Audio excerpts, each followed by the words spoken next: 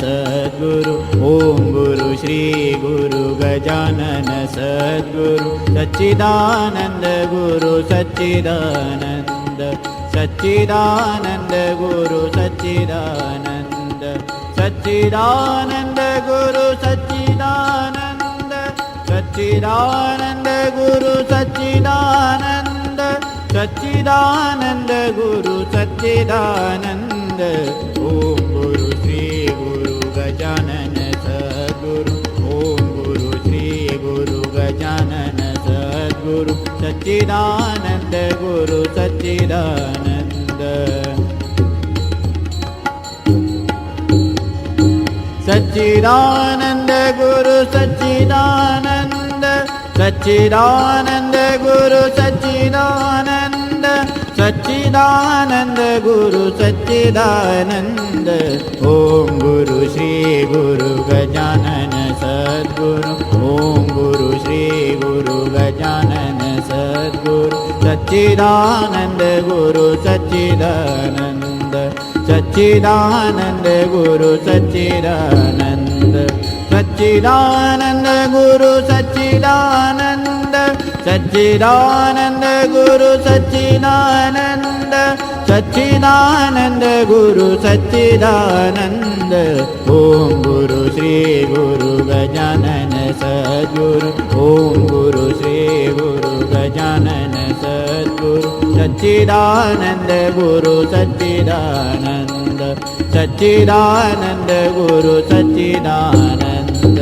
सच्चिदानंद गुरु सच्चिदानंद ओम गुरु श्री गुरु गजानन सद्गुरु ओम गुरु श्री गुरु गजानन सद्गुरु सच्चिदानंद गुरु सच्चिदानंद सच्चिदानंद गुरु सच्चिदानंद सच्चिदानंद गुरु सच्चिदानंद सच्चिदानंद गुरु सच्चिदानंद सच्चिदानंद गुरु सच्चिदानंद ओम गुरु श्री गुरु गजानन सद्गुरु ओम गुरु श्री गुरु गजानन सद्गुरु सच्चिदानंद गुरु सच्चिदानंद सच्चिदानंद गुरु सच्चिदानंद सच्चिदानंद गुरु सच्चिदानंद सच्चिदानंद गुरु सच्चिदानंद ओम गुरु श्री गुरु गजानन सद्गुरु ओम गुरु श्री गुरु गजानन सद्गुरु त्यांनी चिन्मय मिशनचा फाउंडेशन आणि advance course केलेला आहे. त्यामध्ये त्यांना चिन्मय मिशनचे स्वामी युक्त चैतन्य यांचे मार्गदर्शन लाभलेले आहे. 1993 मध्ये आईमुळे त्यांना श्री गजानन महाराजांच्या चरित्राची ओळख झाली आणि त्यानंतर त्यांनी सातत्याने त्याचे वाचन अभ्यास व चिंतन सुरू केले. 2000 मध्ये त्यांनी गजानन भक्त परमपूज्य नांदेडकर गुरुजी यांच्याशी परिचय झाला. नांदेडकर गुरुजी जवळजवळ 40-44 वर्षे शेगावला वास्तव्यात होते व महाराजांच्या संजीवन समाधी मंदिरामध्ये पूजा अर्चा खूप मनापासून करीत असत. अशा ह्या आदरणीय व्यक्तीचे शिष्यत्व मेघनाताईंना प्राप्त झाले. त्यांनी गजाननमय प्रेममूर्ती श्री नांदेडकर गुरुजी हे पुस्तक लिहिलेले आहे आणि त्या विनयाने म्हणतात की मी लेखणीचे काम केले आहे, करते करविते महाराज. त्यांचा मुलगा अथर्व याने या पुस्तकाचा इंग्रजी अनुवाद केला व त्याचे प्रकाशन शिकागो येथे झाले. नारद भक्ती सूत्रावरील आपल्या ज्या नवविधा भक्ती आहेत त्याच्यावरती ही प्रवचन देतात. पूर्ण नवविधा भक्तीच्या ज्या 9 भक्ती आहेत त्याच्यावरती 9 प्रवचनांची व्याख्यानमाला त्या बऱ्याच ठिकाणी करतात. आपल्या केंद्राच्या कार्यक्रमामध्ये गजानन विजय ग्रंथातील बऱ्याच अध्यायांवर त्यांची निरूपणे आपण ऐकलेली आहेत, यूट्यूबवर आहेत अवेलेबल. अजूनही तुम्ही ती ऐकू शकता. आता आता नुकत्याच झालेल्या पावस शिबिरामध्ये श्री गजाननांची शिष्य परंपरा व संसारातील संन्यास योग या विषयावर त्यांचे निरूपण झाले. त्यांच्या निरूपणातून प्रत्येक वेळी आम्हाला महाराज नव्याने कळतात आणि भक्ती साधी सोपी कशी करायची, संसारामध्ये राहून सुद्धा महाराजांची कशी भक्ती करायची हे खूप सहज साध्या सोप्या भाषेत मेघनाताई सांगतात. आज आपण ऐकणार आहोत गुरुचरणामृत या विषयावरती मेघनाताईंना. तर चला मग टाळ्यांच्या स्वागतात गजरात स्वागत करूया मेघनाताई अभ्यंकर यांचं. मी काय म्हणलं होतं हे आत्ता स्वागत करूया टाळ्यांच्या गजराच्या आधी बोलायचं करून मग बोलायचं.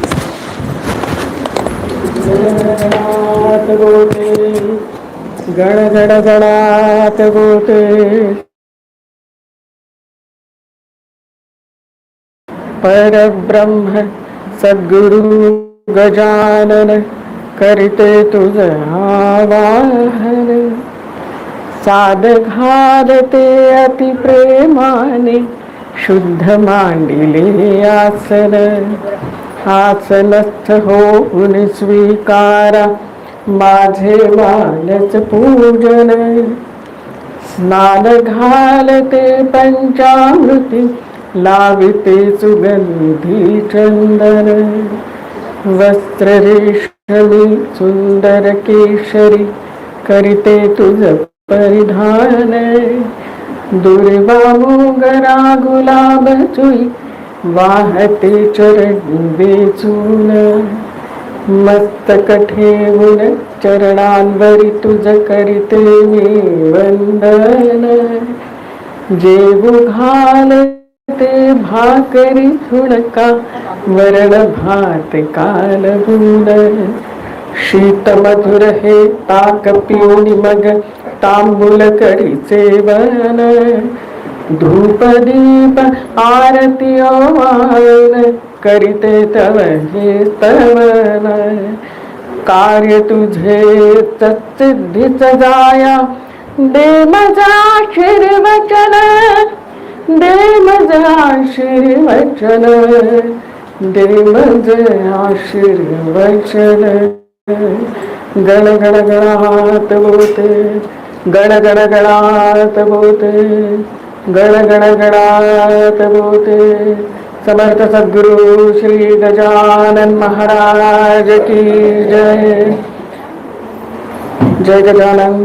परमपूज्य आदरणीय श्री नांदेडकर गुरुजी श्री विशाल गुरुजी यांच्या चरणी नतमस्तक होते आणि सुरुवात करते. तुम्हा सर्व भाविक श्रोत्यांना मनपूर्वक वंदन करते. उदय भाऊ, प्रसन्न दादा, मधुराताई, मला सगळं तुम्ही दिसायला हवे आहात. मला हे दिसत नाही आहेत. उदय भाऊ कुठे आहेत? असं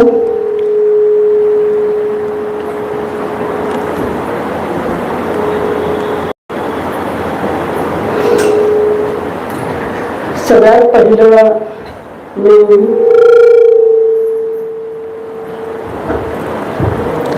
ठाणे उपासना केंद्राचं खूप खूप अभिनंदन करते की एवढ्या मोठ्या संख्येने उपासनेला सगळे उपस्थित राहतात. हे एवढं मोठं यश आहे की म्हटलं तर गेले 3 दिवस मी महाराजांचे कार्यक्रम करते, पण आज मला महाराज भेटले.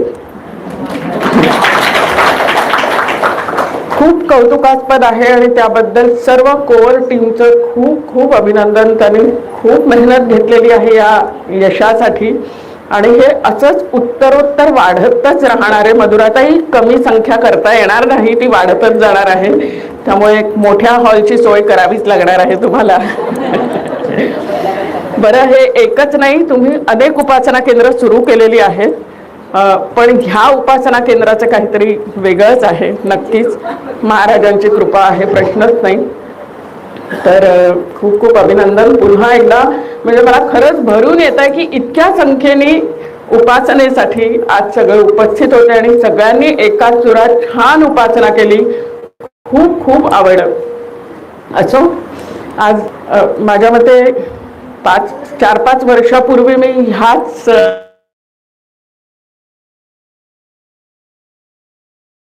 चरणारविंदाय तपत्र नेत्र येन त्वया भारत तैलपूर्ण प्रज्वालितो ज्ञानमय प्रदीपः.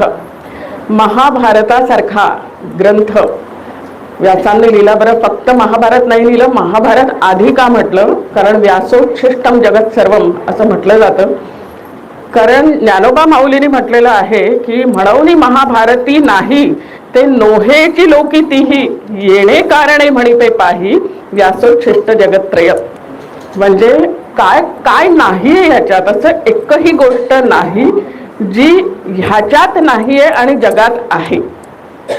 म्हणजे कसं वागायचं, कसं वागायचं नाही, किंवा मानवी स्वभाव कसा असतो, राजकारण कसं असतं, धर्म कसा असावा, नैतिकता कशी असावी, तत्वज्ञान काय आहे आणि विश्वातल्या सगळ्या घडामोडींचं इतकं सूक्ष्म आणि बारकाईने केलेलं व्यापक वर्णन महाभारतात आलेलं आहे.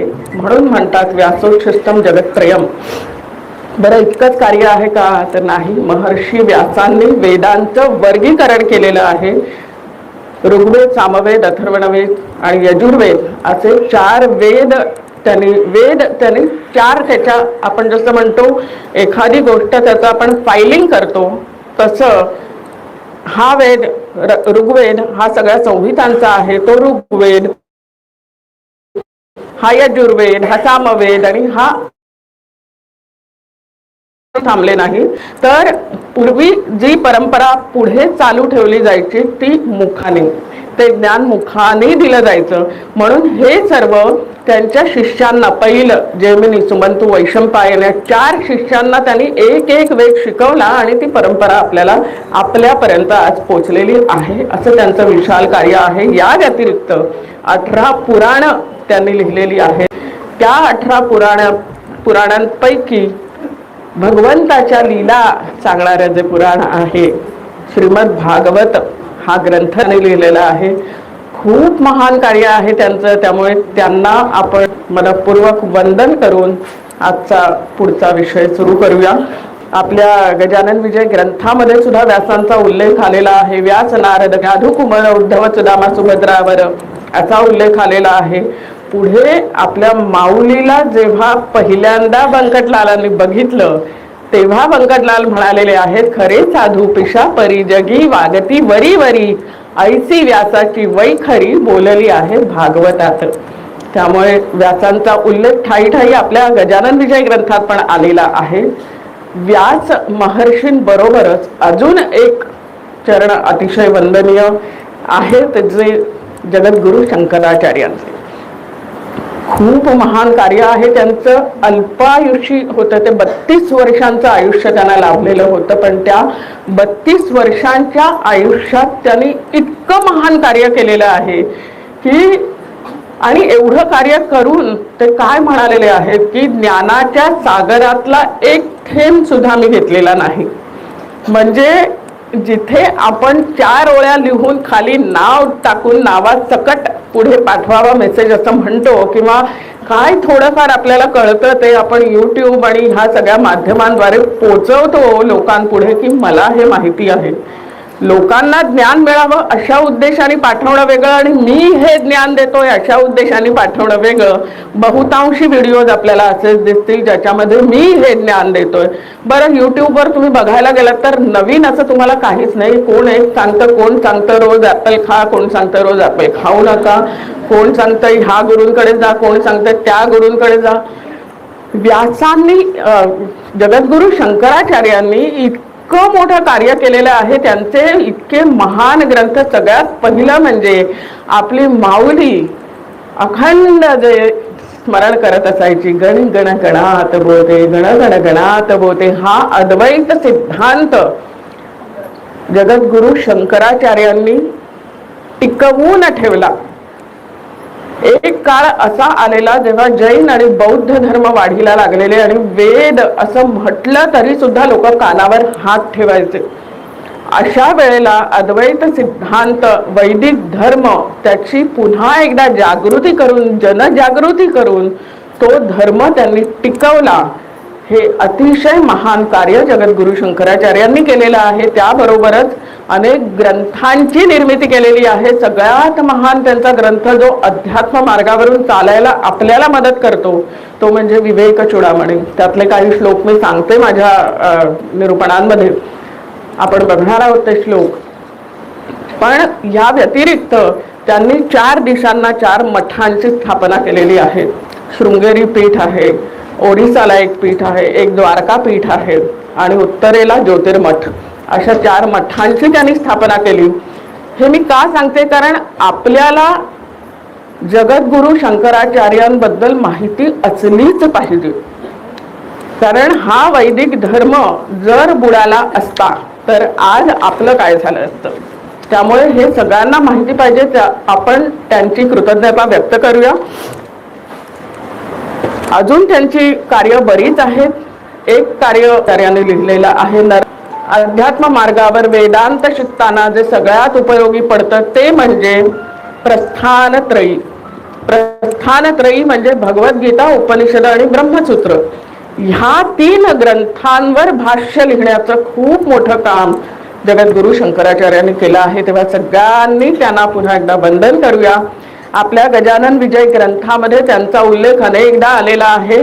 आपल्या दासगणू महाराजांना शंकराचार्य अतिशय प्रिय होते. त्यांनी सुरुवातच केली आहे गजानन विजय ग्रंथामध्ये ती, ज्ञाननभी जो दिनकर त्या शंकराचार्य नमन असो, असं एका ठिकाणी म्हटलेलं आहे. श्री शंकराचार्य जगद्गुरु जे पदनताचे कल्पतरू, जे अध्यात्म विद्येचे मेरू, यात देशी झाले हो. इथे त्यांचा उल्लेख केलेला आहे. आणि आपली माऊली त्यांच्याबद्दल लिहिताना त्यांनी असं लिहिलेलं आहे की कोणत्याही कलेवरी योगी पुरुष प्रवेश करी, ऐसा प्रकार भूमीवरी जगद्गुरूंनी केला असे ते शंकराचार्य जगद्गुरु. त्यांना जेव्हा मंडन मिश्राच्या बायकोने, पत्नी पंच झालेली मंडन मिश्रा आणि शंकराचार्यांमध्ये जो वाद होता त्याच्यासाठी, आणि तेव्हा त्यांची पत्नी भारती हिने काही प्रश्न शंकराचार्यांना विचारले जे त्यांनी अनुभवले नव्हते. म्हणून शंकराचार्यांना परकाया प्रवेश करावा लागला आणि हे ज्ञान आत्मसात करून घ्यावं लागलं. म्हणून दासगणू महाराजांनी म्हटलेलं आहे, कोणत्याही कलेवरी योगी पुरुष प्रवेश करी, ऐसा प्रकार भूमीवरी जगद्गुरूंनी केला असे. तर त्यांना आपण वंदन करूया. त्यांच्या विवेक चूडामणी ग्रंथामध्ये एक श्लोक आहे, जंतूनाम नरजन्म दुर्लभमत पुंस्त्वं ततो विप्रताम तस्माद वैदिक धर्म मार्ग परता विद्वत्वमस्मात् परम आत्मानात्म विवेचनम स्वनुभवो ब्रह्मात्मना संस्थितिः मुक्तिर्नो शतजन्म कोटी सुकृतैहि पुण्यैर्विना लभ्यते. ह्या श्लोकाचा अर्थ असा आहे की एक चढत्या अंगाने आपण कसे भाग्यवान आहोत, असं शंकराचार्य इकडे सांगत आहे की सगळ्या योनींमध्ये सगळ्यात दुर्लभ जर काही असेल तर तो आहे मनुष्य जन्म. त्याच्याहून दुर्लभ काय आहे तर चांगल्या कुळात जन्माला येणं. त्याहूनही दुर्लभ आहे ते म्हणजे वैदिक मार्गावरून आपल्याला चालावंसं वाटणं. त्याच्याहून दुर्लभ आहे विवेक बुद्धी जागृत होणं. त्याहूनही दुर्लभ आहे विवेक बुद्धी जागृत होऊन आत्म अनात्म ह्यातला विवेक आपल्याला कळणं. आणि त्याहूनही दुर्लभ आहे की त्या आत्मनात्म विवेक भावात सदैव स्थिर असणं. आणि त्याहून दुर्लभ जे आहे ते म्हणजे मुक्ती. आता ह्याच्यापैकी आपल्याकडे मनुष्य जन्म मिळणं इतपत तरी आपल्याला प्राप्त झालेलं आहे. चांगल्या कुळात जन्म मिळणं हेही प्राप्त झालेलं आहे. ज्या अर्थी तुम्ही आज सगळे इकडे एवढ्या संख्येने उपस्थित राहिलेले आहात त्या अर्थी कुठेतरी विवेक जागृत नक्कीच झालेला आहे. त्यामुळे इथपर्यंत आपण आलेलो आहोत. त्याच्या पुढच्या ज्या गोष्टी आहेत ते शंकराचार्यांनी म्हटलेलं आहे की मुक्तिर्नो शतजन्म कोटी सुकृतैहि पुण्यैर्विना लभ्यते. 100 कोटी जन्मांचं पूर्व सुकृत असेल तरच मुक्ती प्राप्त होते. ती कुणाला प्राप्त झालेली आहे तर ती आपल्या माऊलीसारख्या अनेक संतांना प्राप्त झालेली आहे. आणि म्हणून दुर्लभम त्रयमेव इतर पुढचा श्लोक शंकराचार्य सांगतात दुर्लभम त्रयमैवैत दैवानुग्रह हेतुकम मनुष्यत्व मुमुक्षुत्व महापुरुष संश्रय. हा आपण सगळ्या त्या गोष्टी नाही करू शकलो तरी आपल्याला मनुष्यजन्म मिळालाय, मुमुक्षुत्व मिळालाय आणि संतांची सेवा करायला मिळालेली आहे. ह्या 3 दुर्लभ गोष्टी आपल्याला प्राप्त झालेल्या आहेत. मग आता हे सगळं प्राप्त झालेले संत आणि सद्गुरू यांच्यामध्ये फरक काय, तोही मी अनेक वेळा सांगितलेला आहे की सगळे सद्गुरू हे संतच असतात, पण सगळे संत हे आपले सद्गुरू नसतात. कसं आहे, आपले ऋणानुबंध असतात त्या संतांबरोबर. जसं गोंदवलेकर महाराज घरातून बाहेर पडले गुरु शोधण्यासाठी गेले, त्याच्यानंतर देव मामलेदार यशवंत यांच्याकडे गेले, गोपाळदास महंत यांच्याकडे गेले, पण सगळ्यांनी त्यांना हेच सांगितलं. आता हे सगळे संतच होते की, पण सगळ्यांनी गोंदवलेकर महाराजांना हे सांगितलं की तुझं काम आमच्याकडे नाही. असं करत खूप शोध घेतल्यानंतर त्यांना सापडले त्यांचे गुरु तुकामाई. सांगायचा उद्देश हा की सगळ्या संतांकडे आपल्याला उपदेश नक्की मिळेल आणि सगळे संत कल्याणकारीच आहेत. संत भव्य कल्याणाची पेठ आहे विबुध हो, पण सगळे संत आपले सद्गुरू नसतात. आपल्याला जे सद्गुरू प्राप्त झालेले आहेत, गजानन महाराज, गजानन माऊली, काय बोलावं त्यांच्याबद्दल. गुरु, आता गुरु याच्याबद्दल आज मैत्री दिवस पण आहे. काय योगायोग आहे, गुरु पौर्णिमेचा कार्यक्रम आणि मैत्री दिवस असं दोन्ही एकत्र आलेलं आहे. कसं आहे, गुरु पौर्णिमेच्या दिवशी सुद्धा काही मैत्रिणींचे मेसेज आले असतील आपल्या सगळ्यांना की ज्यांच्याकडून मला काहीतरी शिकायला मिळालं त्या सर्व माझ्या गुरुतुल्य मैत्रिणींना नमस्कार वगैरे वगैरे वगैरे असे अनेक मेसेजेस येतात. आता हे सगळे गुरु ठीक आहे, दत्तात्रेयांनी सुद्धा 24 गुरु केले. ज्यांच्याकडून आपल्याला काहीतरी शिकायला मिळतं ते गुरु असं आपण म्हणतो. पण खरे सद्गुरू कोण हे रामदास स्वामींनी सांगितलेलं आहे. फार सुंदर. आपल्याला जर आता आपण लहानपणी, मला तरी माझ्या शाळेच्या बद्दल आठवतं की माझ्या शाळेच्या बाहेर एक फुलवाला बसलेला असायचा. गुरुपौर्णिमेच्या दिवशी हमखास असायचा आणि त्याची पूर्ण टोपली त्या फुलांनी भरलेली असायची. सोनटक्क्याची फुलं असायची. तेव्हा असे गुलाब बिलाब फार नाही मिळायचे, पण सोनटक्क्याची फुलं असायची, अजून कुठली असायची. आणि शाळेत येणारी मुलं एक एक ती फुलं घेऊन शाळेत जायची. शाळा सुटून बाहेर येईपर्यंत त्याची टोपली संपलेली असायची. टोपलीतली सगळी फुलं. का? कारण आपल्या गुरुजनांना तेव्हा आपण फुलं द्यायचो. त्यांनी आपल्याला खूप ज्ञान दिलेलं आहे. प्रश्न पण जे सद्गुरू आहेत त्यांच्याबद्दल रामदास स्वामी काय म्हणतात, तर गुरु म्हणजे कोण? जे करामती दाखविती तेही गुरु म्हणी देती, परंतु सद्गुरु नव्हे मोक्षदाते. साहित्य संगीत राग ज्ञान गीत नृत्य तान मान नाना वाद्ये शिकविती जन तेही एक गुरु. विद्या शिकविती पंचाक्षरी ताडे तोडे नाना परी का पोट भरे जयावरी ते विद्या शिकविती. जो यातीचा जो व्यापार शिकविती भरावया उदर तेही गुरु परी साचार सद्गुरु नव्हे ते.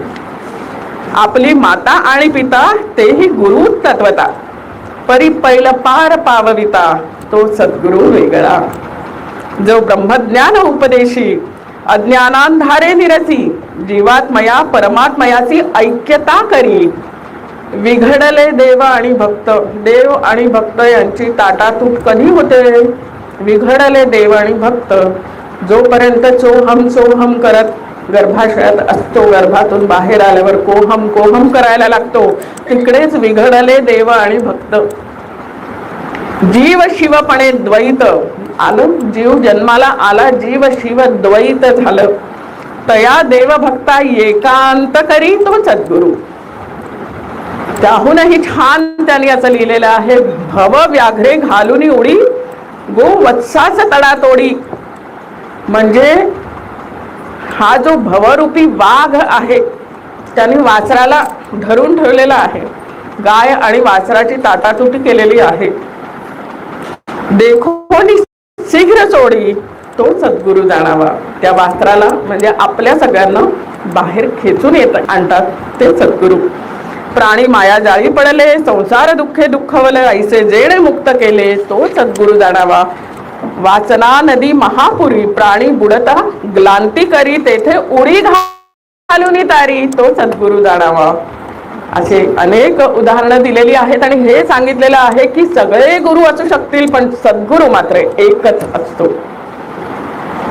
16व्या अध्यायाच्या निरूपणात मी बोललेले होते की गुरु कसा हवा हे मुंडकोपनिषदात लिहिलेला आहे की ज्यांना आपला उद्धार करायचा आहे अशा साधकांनी कुठे जावं तर गुरुपाशी जावं. कुठल्या गुरुपाशी? श्रोत्रियम ब्रह्मनिष्ठम. म्हणजे काय? ज्याला 4 वेद, 6 शास्त्र, 18 पुराण यांचा नीट अभ्यास आहे आणि तो दुसऱ्यांना ते ज्ञान देऊ शकतो तो श्रोत्रिय गुरु. ब्रह्मनिष्ठ म्हणजे सदा ब्रह्मात तदाकार वृत्ती ज्याची असते तो ब्रह्मनिष्ठ गुरु.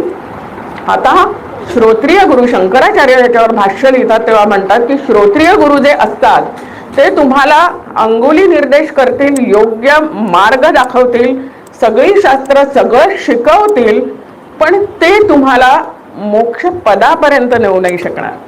ब्रह्मनिष्ठ गुरु जे असतील ते तुम्हाला काही शिकवायच्या भानगडीत पडणार नाहीत, पण फक्त त्यांची कृपा तुम्हाला तिथपर्यंत पोहोचवेल. शंकराचार्य पुढे म्हणतात की यापैकी कुठलाही मिळाला तरी तुमचं भाग्य छानच आहे, पण जर तुम्हाला असे सद्गुरू मिळाले जे श्रोत्रियही आहेत आणि ब्रह्मनिष्ठही आहेत तर तुमच्या भाग्याला काही म्हणजे तुमच्या भाग्याचा तुम्हीच हेवा करावा. आता आपल्या सद्गुरूंबद्दल विचार करा. वेदरुच्या स्खलित उदात पुढे त्या आत्मारामाचे संगती वेद म्हणती महाराज श्रोत्रिय होते. भागवतातला पूर्वार्ध गोविंद बुवा बदले आणि त्याचा उत्तरार्ध समर्थ बदले. श्रोत्रिय आपले सद्गुरू नक्कीच होते आणि ब्रह्मनिष्ठ माझी तरी तोच आहे. माझी तरी मीच झालो, मोहोळतेही मीच बनलो, कणचे खाया मीच आलो, कणचे तेही रूपे माझी. सदैव ब्रह्म अस्ति भाती अस्ति भाती प्रिया ठाई योगेश्वर निमग्न आनंदान वर्णवे काही त्याची उपमा त्यालाच असे. या सगळ्या उदाहरणातून आपल्याला हेच शिकायला मिळतं की आपले सद्गुरू हे श्रोत्रियही होते आणि ब्रह्मनिष्ठही होते. असं म्हटल्यानंतर आपण आपल्या भाग्याचा हेवा करावा असं शंकराचार्य म्हणत आहेत. खरंच किती आपण भाग्यवान आहोत. बरं असं म्हणतात शंकराचार्यांनी असं सांगितलेलं आहे की अशा गुरुकडे साधकांनी जावं. मला सांगा आपण गेलो का हो आपल्या सद्गुरूंकडे? आपण गेलो का ते आले? ते काहीतरी ऐकू येत नाहीये का मागे?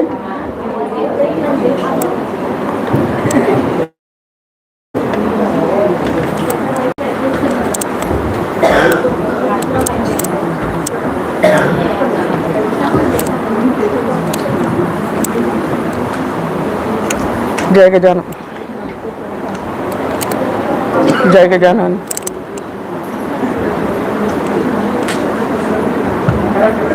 जय गजानन. आता ऐकू येत आहे मागे? ठीक आहे. बरं, आपण म्हणत होतो की असे आपल्याला सद्गुरू मिळालेले आहेत. आता मला सांगा आपल्यापैकी किती जण आपण सद्गुरूंकडे गेलो? सद्गुरू आपल्याकडे आले. कसे आलेत? कधी गजानन विजय ग्रंथाच्या मार्फत आलेले आहेत, तर कधी कुठेतरी उपासना केंद्र चालू आहे असं कोणीतरी सांगितलं. ठाणे उपासना केंद्रात फार सुंदर उपासना होते, या कधीतरी. कोण गजानन महाराज काही माहिती नसताना केवळ एका मैत्रिणींनी सांगितलं की ये ना उपासना केंद्रात, आणि आल्यानंतर महाराजांशी जोडले गेलेत. कोणावर तरी काहीतरी संकट आलंय आणि कोणीतरी सांगितलं गजानन विजय ग्रंथ वाच, महाराजांना प्रार्थना कर तुझे संकट दूर होतील. तसे महाराज आलेले आहेत. पण सांगायचा उद्देश हा की आपण नाही गेलो. बंकटलालाकडे सद्गुरू आलेले आहेत. भावभक्ती नाण्यावरी संतुष्ट मी राहत असे ते तुझ्या जवळ होते म्हणून भेटलो पुन्हा तू ते. भास्कर पाटलांकडे महाराज गेलेले आहेत. फक्त ते येण्यासाठी आपली तयारी झाली तेव्हा ते आले. कसली तयारी? ह्या जन्मात काही तर केलं नाही आपण, पण काहीतरी पूर्वसुकृत आपलं चांगलं होतं म्हणून सद्गुरू आपल्या आयुष्यात आले. आणि काय केलंय विचार करा. महाराज आपल्या आयुष्यात आल्यापासून आपल्यामध्ये किती बदल झालेला आहे हा ज्याचा त्यांनी विचार करावा. आणि नक्की करा की आपण जर 10 वर्षापूर्वी महाराज आपल्या आयुष्यात आले असतील तर 10 वर्षापूर्वी आपल्या मनाची स्थिती काय होती, आज काय आहे? अजून आपल्याला तेवढाच राग येतोय का? अजून आपल्या मनात तेवढा द्वेष निर्माण होतोय का कुणाबद्दल? अजून आपल्या मुखातून कोणाची निंदा येते का? अजून आपल्याला मी करावंसं वाटतंय का? जर ह्या सगळ्या गोष्टी काही अंशी जरी कमी झाल्या असतील तरी ते महाराजांचं कार्य ते करत आहेत आणि त्यांचा प्रभाव आपल्यावर आहे, नक्कीच आहे. असे आपले सद्गुरू आहेत. आज इथे तुम्ही आलात, काय कृपा म्हणायची गुरुची की तुम्ही इकडे येण्याचं ठरवलं, तुम्हाला इथे यावंसं वाटलं, तुम्ही इथे आलात, यामध्ये काही विघ्न आली नाही, निघाले आणि पाऊस आला असं झालं नाही. आज खरं तर सिनेमाची तिकीटं काढली होती तर मला बघायचं होता बऱ्याच दिवसापासून, तिकीटही काढलेली पण नको उपासनेला जाऊया हे वाटणं खूप मोठी कृपा आहे. अडचणी येणार पण त्या अडचणींवर मात करून तुम्हाला इथे यावंसं वाटणं ही सद्गुरूंची कृपा आहे. दुपारची झोप झाली नाही, चला प्रवचनात येऊ, निदान ती झोप तरी होईल. अशा विचारांनी जरी आला असाल तरी ती कृपा आहे, कारण 4 शब्द कानावर पडतील. त्यामुळे अशी सद्गुरूंची कृपा आपल्याला लाभलेली आहे. गुरुगीतेमध्ये एक श्लोक आहे, ध्यान मूलम गुरोर मूर्ती, पूजा मूलम गुरोर पदम, मंत्र मूलम गुरोर वाक्यम, मोक्ष मूलम गुरोर कृपा. विषयावर येत आहे. सद्गुरु चरणामृत हा विषय आज मला दिलेला आहे. काय म्हणतात गुरुगीतेमध्ये? ध्यान मूल गुरोर मूर्ती, गुरुची मूर्ती त्याच्यावर ध्यान करावं. जेव्हा आपण ध्यानाला बसतो आणि महाराजांना आठवतो तेव्हा मस्तकापासून चरणांपर्यंत त्यांचं रूप आठवावं आणि नंतर पुन्हा चरणांपासून मस्तकापर्यंत एक एक महाराजांचा विग्रह बघत बघत आपण त्यांचं ध्यान करावं. पुढे ते म्हणतात, पूजा मूलम गुरोर पदम, पूजन करण्यायोग्य गुरुचे चरण असतात. का गुरुचे चरण असतात आपण बघूया. गुरुची एक नजर भक्तामध्ये अष्टसात्विक भाव जागृत करते. मंत्र मूलम गुरोर वाक्यम, गुरुनिष्ठा, गुरु वाक्यावर निष्ठा हे अध्यात्मात अतिशय महत्वाचं आहे. आज गुरु पौर्णिमेच्या दिवशी खरंच आपण एक नक्की ठरवूया की काय वाटेल ते झालं, गुरु वाक्यावर निष्ठा मात्र आपली राहिली पाहिजे. एक गोष्ट गुरुनी सांगितली आहे, मग गुरु कुणाच्याही मार्फत मार्गदर्शन करतात, ते आपल्याला सद्गुरूंनी सांगितलेलं आहे असं धरून आपण त्याच्यावर निष्ठा ठेवून जर ते केलं तर आपण गुरुचे होऊ. पितांबर शिंपी, जाऊन ओढ्यावरी कुंभा भरून आण पाणी. काय केलं असतं आपण? नाहीये हो तिथे त्या ओढ्यात पाणीच नाहीये, पाय सुद्धा भिजत नाहीयेत, काय करायचं? उगीच ओंजळी तुंब्यात पाणी भरू नको असं सांगितलेलं असून तिथे गेल्यावर त्याच्या मनात तो बुडे ते खळगा पडून ओढ्याला. हे का शक्य झालं? कारण त्यांनी गुरु वाक्यावर निष्ठा ठेवली. अघटित गोष्टी होतात अहो, म्हणजे अनुभवाने सांगते की एखादी गोष्ट आपल्याला अशक्य वाटते. कधीतरी गुरु असे काहीतरी तुम्हाला गोष्टी सांगतात की तुमच्या दिवसभरात अमुक एक एवढा जप झालाच पाहिजे, अशक्य कोटीची गोष्ट वाटते. पण जेव्हा गुरुच्या मुखातून ही गोष्ट येते तेव्हा ती गोष्ट सिद्ध करण्याची ताकद गुरु आपल्याला देतात. कारण तो संकल्प गुरुच्या मुखातून झालेला असतो, आपल्याला फक्त त्याच्यावर विश्वास ठेवायचा असतो. अशी श्रद्धा आणि विश्वास जेव्हा गुरु वाक्यावर ठेवू तेव्हा गुरुचं वाक्य आपण मंत्र म्हणून घेतलेलं आहे असं समजावं. मंत्र मूलम गुरुर वाक्यम मोक्ष मूलम गुरुर कृपा. गुरुची कृपा ही मोक्षदायी असते. ज्ञानेश्वर माऊलीचा एक सुंदर असं त्यांनी ओळी लिहिलेल्या आहेत काही, की का सांडिसी गृहस्थाश्रम, कशाला सगळं हे करताय, फक्त एकच हवंय, जो वरी गुरुकृपा न होय तो वरी निवांत केव्ही होय. जोपर्यंत गुरुची कृपा होत नाही तोपर्यंत चित्त शांत कसं होईल, मोक्ष कसा मिळेल. म्हणून मोक्ष मूलम गुरुर कृपा. एकनाथ महाराज म्हणतात, वेदान माझी ओंकार सार, शास्त्र सार वेदांत, मंत्रान माझी गायत्री सार आणि तीर्थ सार गुरुचरण. गुरुचे चरण हेच तीर्थ आहेत आपल्यासाठी.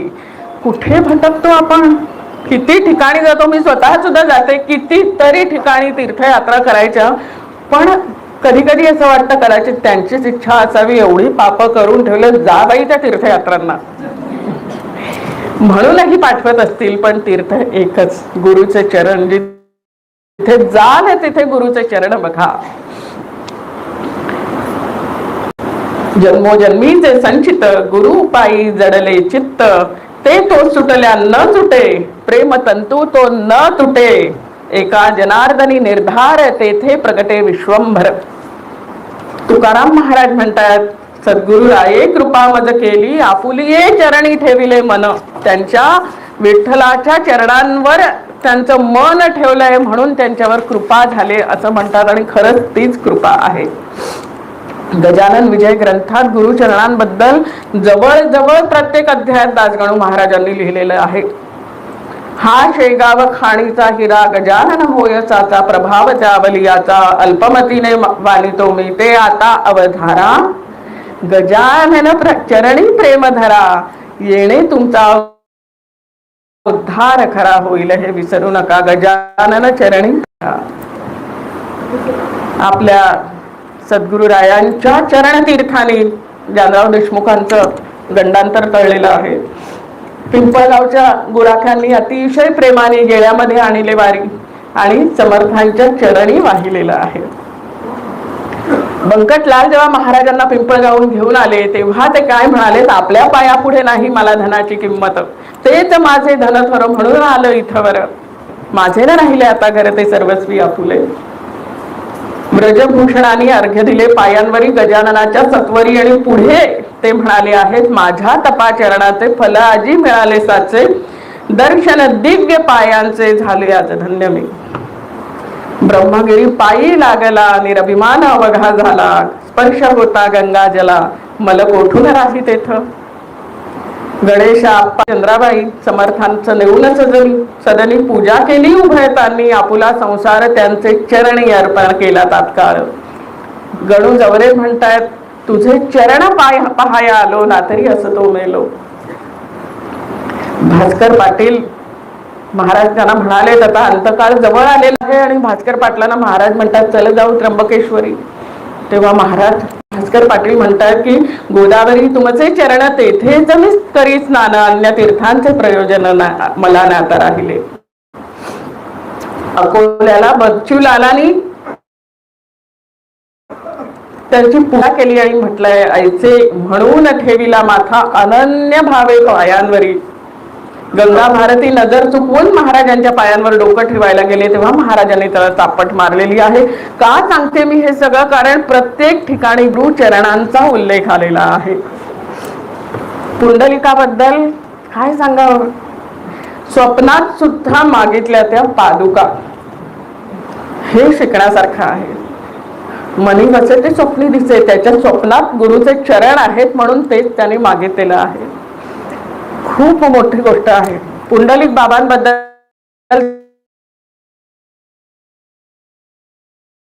आणि मुंडगावला त्यांच्या घरी त्या पादुका ठेवायला जागा नव्हती तेव्हा त्यांनी सांगितलं उत्सव वगैरे करण्यासाठी झामसिंगांनी सांगितलं की आपण माझ्या घरी ठेवूया त्या पादुका, उत्सवाच्या वेळेला पहिला मान तुलाच दिला जाईल पादुकांची पूजा करायला. पुंडलिक बाबांना मान बिन नको होता, त्यांना पादुकांची सेवा करायची होती. आणि म्हणून त्यांची पादुकांची सेवा त्यांच्याकडून झामसिंग करून घेत होते. पण पुढे जेव्हा त्यांचे वंशज आले तेव्हा त्या वंशजांनी पुंडलिक बाबांना थोडस मागे सारलं आणि तेव्हा पुंडलिक बाबांना खूप दुःख झालं, इतकं दुःख झालं. पुंडलिक बाबांचा स्वभाव थोडासा पहिल्यापासून हट्टी होता, तो चांगल्यासाठी हट्टी होता. राज्यच पाहिजेत आणि त्यांची सेवाच करायची हा त्यांचा हट्ट होता. आणि तेव्हा ते अक्षरशः आडवे झाले आणि रडत होते की महाराज मला तुमच्या चरणांची सेवा करायची आणि मला ती सेवा करायला मिळत नाहीये. त्या पादुका होत्या झामसिंगांच्या वंशजांकडे आणि त्यांना ते करायला मिळत नव्हतं. असं झालेलं असताना महाराज त्याच्याजवळ आले आणि महाराजांनी त्यांच्या हृदयावर त्यांचे चरण ठेवलेले आहेत आणि ती पावलं पुंडलिक बाबांच्या हृदयावर उमटलेली आहे. अशी पुंडलिक बाबांची भक्ती श्रीवत्सलांछन असं म्हणवणाऱ्या नारायणाला त्याच्यानंतर आपले महाराज ज्यांनी आपली पावलं पुंडलिक बाबांच्या छातीवर उमटवली. काय प्रेम त्या भक्त आणि सद्गुरूंचं, किती प्रेम भक्ताचं आणि त्याही पेक्षा त्या सद्गुरूंचं ज्यांना ते दुःख बघवलं नाही की हा माझ्यासाठी रडतोय ना, तो माझ्यासाठी रडत असेल तर मी त्याचं दुःख दूर करेन. स्पर्श पदाचा लागता कुत्रे बसले उठून असाही एक उल्लेख आहे. आणि सगळ्यात छान उल्लेख अजून एक जो आलेला आहे तो नर्मदेच्या प्रसंगी. कसं आहे, नर्मदा मैया तिकडे सोमवती अमावस्येसाठी महाराजांना सगळे घेऊन गेले. सगळा वृत्तांत प्रसंग आपल्याला माहिती आहे. आणि नावेतनं जायला लागले. नावेत सगळे बसलेले पाचही जण नाव हेलकावे खायला लागली. आता त्याच्या मागचं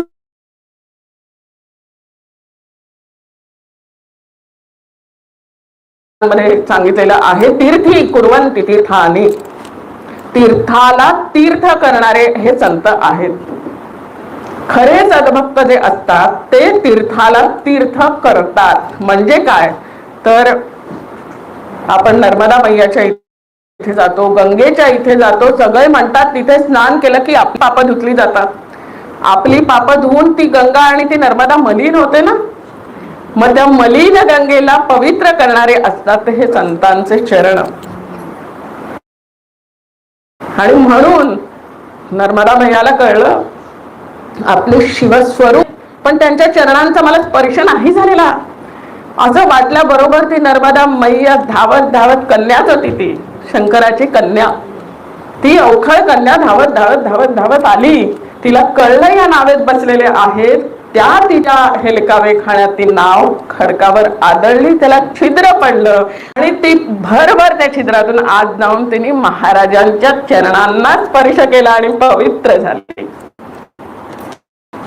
असं त्या चरणांचं महत्व आहे. नंतर तिच्या लक्षात आलं अरे हे काय झालं, आपल्यामुळे आता ही माणसं सगळी नावेत बसलेली आहेत. म्हणून तिने आपलं हात त्या तळीच्या छिद्राला लावला आणि नाव आणून ठेवली. तर असं हे चरणांचं महत्व आहे. किती त्या चरणांबद्दल बोलू तितकं कमी आहे. बरं चरणच का असाही प्रश्न पडतो. ध्यान मूलम गुरोर मूर्ती, पूजा मूलम गुरोर पदम. कारण ते चरण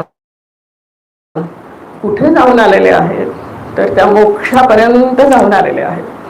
ज्या वाटेने ते चरण गेलेले आहेत ते चरण वंदनीय आहेत. दुसरं असं त्या चरणांमध्ये आपण जेव्हा उभे राहतो सगळा ऊर्जेचा स्रोत त्यांचा त्या चरणांमधून वाहतो. आणि म्हणून चरणांवर जेव्हा आपण मस्तक ठेवतो तेव्हा त्यातून जी ऊर्जा प्रवाहित होते ती अत्यंत सात्विक ऊर्जा, त्यांचे आशीर्वाद. त्यांनी काय होतं तर आपल्यातली निगेटिव्हिटी, आपल्यातले तामसी विचार, आपल्यातले दोष सगळं निघून जातं. म्हणून चरण. आणि सगळ्यात महत्वाचं गुरु, हे गुरु असून त्यांचे पाय जमिनीवर असतात. आपण लघु असून आकाशात उडत बसतो. नाही हो, त्या गुरूंना काय, त्यांना तिथे राहूनच कार्य करायचं आहे आणि म्हणून त्यांचे चरण वंदनीय आहेत. दुसरं, चरण वंदण्यासाठी मस्तक झुकावं लागतं. अध्यात्म जोपर्यंत झुकत नाही तोपर्यंत प्रगती नाही. विनयशीलता, नम्रता हे गुण अंगी बाणावेच लागतात आणि त्यासाठी चरण. पूर्वी बघा, पूर्वीची मंदिरं बघितली तर गाभाऱ्याचा जो एंट्रन्स किंवा असायचं ते कमी उंचीचं असायचं. गाभाऱ्यात जाताना वाकूनच जा, म्हणून गाभाऱ्याची उंची कमी असायची. त्यासाठी गुरुच्या चरणांवर शरणागत भाव ठेवायला गरजेचं आहे ठेवणं. शरणागती म्हणजे काय तर अनुकूलस्य संकल्प, प्रतिकूलस्य वर्जनम, रक्षिष्यति इति विश्वास, गोप्तृत्व वर्णम तथा आत्मनिक्षेप, कार्पण्यम, षड्विधा शरणागती याचा एक श्लोक आलेला आहे. त्या श्लोकाचा अर्थ आहे अनुकूलस्य संकल्प, हा जे महाराजांना किंवा महाराजांच्या सेवेसाठी अनुकूल आहे त्याचा आपण संकल्प करावा. जे आत्ताच म्हटलं, विनयशीलता असावी, नम्रता असावी, कर्तृत्व असावं, कर्मयोग करावा, उपासना करावी, हे सगळं अनुकूलस्य संकल्प. हा प्रतिकूलस्य वर्जन, म्हणजे त्यांना नाही आवडत ते नाही करायचंय. काय नाही आवडत त्यांना? सगळ्यात जास्त राग आहे तो म्हणजे दंभ आणि अहंकार. मी जसा आहे त्याच्यापेक्षा काहीतरी वेगळं दाखवणं, हा दंभ.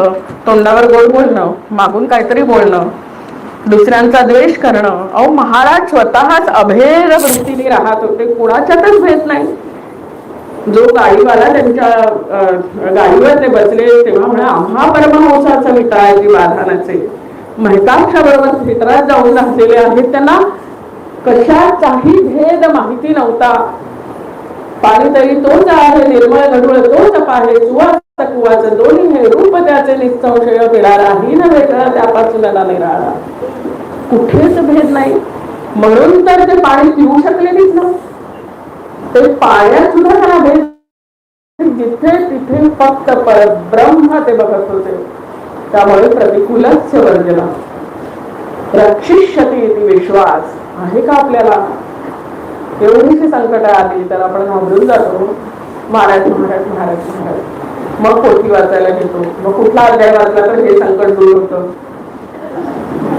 हो, तसंही मी ऐकलं तरी सोडणार नाही, जरी तुम्ही सोडला तरी ते सोडणार नाही, हा विश्वास आपला त्यांच्यावर पाहिजे. गोप्तृत्व वर्णम तथा, तुम्हीच माझं सर्व काही आहात, तुम्हीच माझी आवड आहात. माझ्या देवींची आवडी पंढरपुराने येईन पुढे. तसं आपल्याला केवळ आणि केवळ आवड असावी त्या सद्गुरु चरणांची. मग त्या सद्गुरु चरणांपुढे बाकी सगळं गौण आहे. तेच अखंड आठवत राहते की ते आहेत, नक्कीच आहेत. असं म्हणतात एका प्रवचनकाराने हे सांगितलेलं आहे, माझं नाही. पण इतकं सुंदर आहे की जेव्हा कालिया फळे काढून वर आला आणि कन्हैया त्याच्यावर उभा राहून नाचायला लागला, त्याच्याबद्दल ते सांगतायत की जेव्हा आपल्यावर हजार फणे काढलेले संकट येतात तेव्हा आपले सद्गुरूच्या फण्यांवर नाचतात आणि त्या संकटांना दूर करतात. फक्त आपल्याला विश्वास पाहिजे की संकट मोठी नाही, त्या संकटांपेक्षा माझे सद्गुरू मोठे आहेत. हा विश्वास जेव्हा आपल्याला येईल तेव्हा आपण निश्चिंत होऊ. पुढे आहे आत्मनिक्षेप, पूर्ण आत्मसमर्पण त्यांच्या चरणांवर, आणि कार्पण्यम, अतिशय दीनता. माझं काहीच नाही, ना मी ना माझं, आहे तू, केवळ तू. ही दीनता जी ह्या सगळ्या भक्तांकडे होती. ही शरणागती इथे हे लावलेलं बघून मला इतका आनंद झाला की फक्त गुरु नाही, आपण गुरूंचं अनुकरण करू शकत नाही, पण आपण त्यांचं सगळ्यांचं अनुकरण करायचं आहे. का ते आज तिथे आहेत? कारण त्यांनी महाराजांवर असं प्रेम केलेलं आहे. त्याच्यामध्ये बाळाभाऊ आहेत, बंकटलाल आहेत, बापूनाथ काळे आहेत, गणेश आप्पा आहे, बायजाबाई, पुंडलिक भोकरे, पितांबर महाराज, सगळे संत, हे सगळे भक्त त्याच्यात आहेत. असं आपल्याला व्हायचं आहे. म्हणून त्या सगळ्यांचा सुद्धा त्यांचं स्मरण करून त्याला वंदन करूया. आणि आता मुख्य विषय, ह्या सद्गुरूंचं पूजन कसं करायचं. कसं आहे, मगाशी ताईने इथे पंचोपचार पूजा सांगितली, मगाशी मी मानाचं पूजा म्हटली, किंवा घरी आपण देवांची पूजा करायची. आता ती घरची पूजा कशी असते यावर जास्त न बोललेलं बरं. कारण घरच्या पूजेला घरी किती देव आहेत, मी अनेकांची पूजा बघितलेली आहे. घरात जर 10 देव असतील त्या 10ही देवांना चालणीत घालून नळापुढे धरणारे सुद्धा महाभाग आहेत, नळाखाली धरणारे. बरं, इतकंच नाही, एकच कापड घेऊन सगळ्या देवांना त्याच कापडाने पुसायचं हे आपण सगळे करतो. कुठे आपण 10 कापड्या ठेवणार नाही का? 10.5 असू शकतील, ड्रेस 100 असू शकतील, कापड एकच असतं. बरं, त्याच कापडाने सामनातलं खाली पडलेलं पाणी पण पुसलेलं असतं. आपण कधी खाली फरशी पुसतो त्या पोते आणि अंग पुसू ना. मग महाराजांनी या सगळ्यांना तुम्ही कसं पुसू शकता हा विचार याचा त्यांनी करायचा. आपली घरची पूजा कशी असते त्याबद्दल न बोलणं बरं. काही जण तर गंध एकदाच घेतात आणि सगळ्या देवांना लावतात. कुठे देव असतो, सकाळी ऑफिसची घाई असते, एवढ्या देवांना गंध लावत बसलेलं बघायला नको. तर कधी कधी गंध लावताना देव पडतात सुद्धा. त्यापेक्षा काय केला तरी चालेल. बाबा एवढं सगळं जमत नाहीये, ते कसं तरी करण्यापेक्षा जेव्हा वेळ असेल तेव्हा मनापासून करेन. आता नुसता नमस्कार करतो, पण तो तरी मनापासून करावा. म्हणजे ही कृती करण्यात काही निष्पन्न होत नाही, पण निदान मनापासून नमस्कार केल्यावर तो देवापर्यंत तरी पोहोचेल. तो तरी वेळ तुम्हाला देता येईल. असो, सद्गुरु चरणांची पूजा कशी करावी हे भावार्थ लिपिकेत ज्ञानेश्वर माऊलीने लिहिलेलं आहे. अनेक ठिकाणी लिहिलेलं आहे. शिबिराला कोण आलेलं होतं त्यांना मागे तिकडे अरविंदाला आलेले होते आणि अरविंदालाने खूप छान सांगितलेलं आहे की ज्ञानेश्वर माऊली, आता ज्ञानेश्वरी ठाई ठाई असं आहे की ज्ञानेश्वर माऊली सद्गुरूंबद्दल बोलायला लागतात, त्यांची स्तुती करायला लागतात आणि ते त्याच्यात इतके रमून जातात की त्यांना भारावर आणावं लागतं. तर अरविंदाला मागे सांगितलेलं होतं, अरविंदाला कुलकर्णी, की ज्ञानेश्वर माऊली स्तुती करत असायचे आणि तेव्हा निवृत्तीला डोळे मिटून चेहऱ्यावर हास्य असायचं आणि तेव्हा मुक्ताई तिथे बसलेली असायची. मुक्ताई विचारायची कधीतरी, जेव्हा खूप ज्ञानेश्वर महाराज स्तुती वाढवत वाढवत जायचे तेव्हा मुक्ताई त्यांच्या चरणाला स्पर्श करायची निवृत्तीदारांचा. आणि निवृत्तीदारा मग ज्ञानेश्वरांना सांगायचं बस कर तुझं विषयाला लाग. पण मुक्ताईच्या मनात एकदा असं आलं की हे आपली स्तुती आपल्या कानांनी कशी काय ऐकतात, आपल्या कानाने आपली स्तुती ऐकू नये असं म्हणतात. मग निवृत्तीनाथांसारखे इतके अर्थात मानले गेलेले आपली स्तुती आपल्या कानाने कशी ऐकतात. तेव्हा तिने एकदा निवृत्तीदारांना हा प्रश्न विचारला की दादा, जेव्हा ज्ञाना सांगत असतो, तुमची स्तुती करत असतो, तेव्हा तुम्ही डोळे मिटून चेहऱ्यावर हास्य असतं, म्हणजे तुम्हाला ते आवडतं का? तेव्हा निवृत्तीनाथ तिला म्हणाले, नाही ग, हे माझी म्हणजे का गुरु तत्वाची, तेव्हा मी माझ्या गुरुची करतोय असं ध्यानात धरून मी त्यांच्या चरणांना हात लावलेला असतो आणि त्यांनी त्यांच्या चरणांना आणि त्यांनी त्यांच्या चरणांना असं करत करत नाथ परंपरेतील आदी योग्यापर्यंत नमस्कार पोचतो. आणि जेव्हा मुक्ते तू मला पायाला स्पर्श करतेस ना, तेव्हा मी त्या ध्यानातनं बाहेर येतो तसंच आधी योगी त्या ध्यानातून बाहेर येतात, असं करत करत करत एक एक करत आम्ही त्याच्यातनं बाहेर येतो. तेव्हा हे आमची स्तुती ऐकण्यासाठी नाही, तर ही स्तुती गुरुतत्वाची आहे म्हणून आम्ही आमच्या गुरुतत्वाला करून माझ्या चेहऱ्यावर ते स्मितहास्य असतं. असे ते गुरुचरणांचं महत्व आहे. गुरुचरणांची पूजा आपली ज्ञानोबा माऊली बांधते. 14 अध्याय झालेले आहेत आणि 15व्या अध्यायाची सुरुवात आहे. सद्गुरु चरणांची पूजा कशी बांधावी हे आता आपण आपल्याला कितपत शक्य होईल माहिती नाही, पण कशी पूजा बांधावी हे ज्ञानोबा माऊलींनी जे केलेलं आहे, निदान कधीतरी आपल्याला हे व्हावं अशी इच्छा लागावी म्हणून आज आपण ऐकूया. सुरुवात आहे 15व्या अध्यायाची. आता हृदय हे आपले चौफाळल्या भरे वरी बैसू पावले श्री गुरुंची. आता ही मनाची तयारी झाल्यानंतर आपण अनेक मानस पूजा ऐकलेल्या आहेत. मगाशी मी मानस पूजा केली. ह्या मानस पूजेत जी मगाशी मी म्हटली त्यामध्ये लौकिकाची सामग्री घेतलेली आहे. काय घेतलेलं आहे? स्नान घालते पंचामृती, लागते सुगंधी चंदन, मस्त रेशमी सुंदर केशरी करते तुझं परिधान. हे सगळ्या ज्या गोष्टी आहेत ही सगळी सामग्री आहे ती लौकिकातली आहे. पण ज्ञानेश्वर माऊलींनी जी पूजा केलेली आहे सद्गुरूंची, त्यात लौकिकातली एकही वस्तू नाही. लौकिक कुठल्याही वस्तू शिवाय केलेली ही पूजा आहे. ही पूजा जर कधी आपल्याला करता आली तर आपल्यासारखं भाग्य नाही. आता हृदय हे आपुले. मला सांगा, सद्गुरूंचं चरणांचं स्थान कुठे असतं? कसं आहे, आपल्याला कधी काही झालं किंवा वाईट वाटलं तर वाईट वाटलं मला, हात कुठे हृदयाकडे. वाईट वाटलं मला असं म्हणतात, हात हृदयाकडे जातो. कारण असं म्हणतात की हृदय हे मनाचं आसन आहे. मन तिथे, अंतःकरण तिथे स्थिरावत, आणि जर अंतःकरण हृदयात स्थिरावत असेल तर त्या हृदयावर आपल्या सद्गुरूंचे चरण आपण बसवायचे आहे.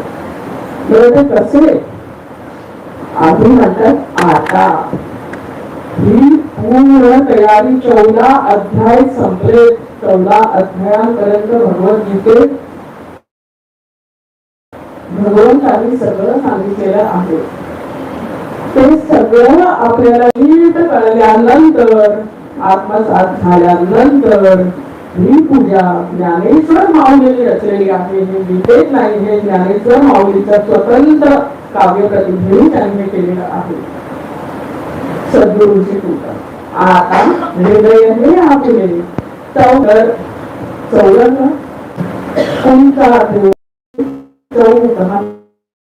चौक काय आहे तर मन. वेदांतामध्ये अंतःकरण याचे 4 भाग सांगितलेले आहेत. मन, बुद्धी, चित्त, अहंकार. मन, त्या चौरंगाचा एक पाय आपलं मन आहे, दुसरा पाय आहे आपली बुद्धी. जे आपण म्हणतो उपासनेला जाऊ की नको, जाऊ की नको, जाऊ की नको, हे मन. उपासनेला जा ही बुद्धी. चित्त म्हणजे इथे तुमचं सगळं मेमरी जी म्हणतात, जे सगळ्या आठवणी साठलेल्या आहेत, ते चित्त तुम्हाला आठवण करून देतं की जा, उपासनेत आनंद आहे. ते चित्त. आणि अहंकार, त्या अहंकाराशिवाय आपलं आयुष्य शक्य नाहीये. देहाहंकार तो सुद्धा तिथे चौरंगाचा एक पाय म्हणून आपण ठेवायचा. आता हृदय हे आपले चौथाळ्या भले.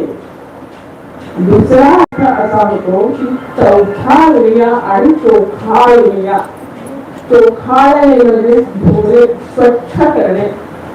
मलिनता मला ठाई औषधे नेहमी राहिल्या पाहिजे, त्याच्या हाता येत नाही भक्ती रहस्य वाचाले. आपल्या घरी बाप्पा यायचा असेल काय करतो आपण? 8 दिवस आले राहिले गणपतीला. काय करतो का घरी पाहुणे येणार म्हणून नाही, बाप्पा येणार. मग बाप्पा आल्यावर कुठेही बसू का आपण त्याला? काय करतो आपण? स्वच्छ करतो ती जागा. बरं, त्या जागेवर आपण सुंदर मखर करतो, त्याची सजावट करतो. मग जर आपल्या हृदयामध्ये सद्गुरूंचे चरण आपल्याला बसवायचे असतील तर आधी ते हृदय स्वच्छ नको करायला. म्हणून आता हृदय हे आपले चौफाळूया भले अगदी छान धुवून काढायचं. काय धुवून काढायचं? शरीर काम, क्रोध, लोभ, मोह, मद, मत्सर हे षड्रिपू प्रत्येकाच्या मनात आहेत. कोणी आहे का आपल्यापैकी असं की माझ्यात हे षड्रिपू नाही असं म्हणणार? सगळ्यांच्या असतात. आपण सामान्य माणसं आहोत, सगळ्यांच्या हृदयामध्ये हे षड्रिपू आहे. ते आपल्याला दूर करायचे आहे. त्यासाठी आहे उपासना, त्यासाठी आहे कर्म. मग आता हे आपले चौफाळूया भले वरी बैसवू पावले श्री गुरूंची. त्या सद्गुरूंची पावलं आपल्या हृदयावर बसवायची आहे. कशी बसवायची आहे? अतिशय कोमलपणे बसवायची आहे. याचा कोणता देवी चौक झाली ना तर यावरील सप्रेमाचा पाय घडा घातल्या सुंदर विधा भक्ती असा मध्ये म्हणतो ते लिहिलेलं आहे. पुढे काय करायचं आहे? ऐक्य भावाची अंजुळी सर्वेंद्रिय कुंडळी धरून या पुष्पांजली अर्जू देऊ. म्हणजे काय? ऐक्य भावाची अंजुळी भेद आपल्या बुद्धीत ठासून भरलेला असतो. एक काम तुम्हाला करायला सांगते असता प्रत्येकाने. आता इथे बसलेला भक्त हा महाराजांचा भक्त आहे. म्हणजे प्रत्येकाच्या हृदयात महाराज आहे का? मग आपल्या शेजारी जी व्यक्ती बसलेली आहे तिच्याही हृदयात महाराज आहे असा विचार करून आपल्या शेजारी जे बसले आहेत त्यांना 2 सेकंद त्यांच्याकडे बघा, त्यांना नमस्कार करा.